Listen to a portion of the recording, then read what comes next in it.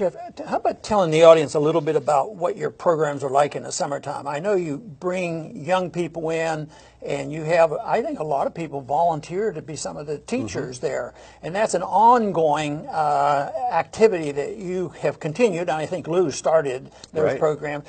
Tell the audience a little bit about that program. Well, we run a summer program called Mises University that young people come to, free to them, and we bring really the best Austrian economists in the country, and even from outside the country, come and teach that. So it's really an amazing experience for the kids. But you know, Daniel mentioned Bernie and Trump. I really think that that economics is the key and the foundation for what makes a good liberty advocate. Somebody who can see through the BS and cut through the arguments and make their own arguments. And I think when we see young people maybe going off the reservation towards some other ideological perspective, it's oftentimes because they don't understand the economics first and foremost. So I think learning proper economics is key, and I think that a young person can come to the Mises Institute, learn more in a week than they'll learn in 4 years of economics in undergraduate. Right.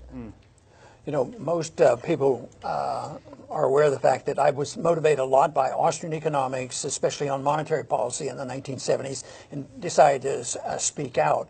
When I first went to Congress in '76, you know, the issue of the Federal Reserve was not well, nobody was very much interested in it. But over the years, of course, it changed, and you were at the office when we talked a lot about it, and a lot about auditing the Fed.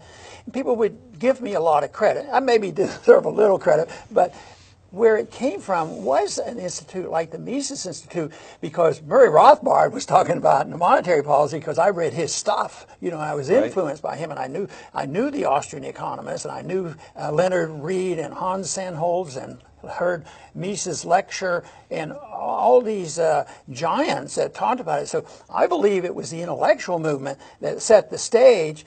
The fact that when I brought it up, you know, there was a fertile field out there, and I think it needs both. I think you need that. I think if I'd have brought that up and the groundwork hadn't been laid by a group like the Mises Institute and others, I think getting the attention that I got would have been much less.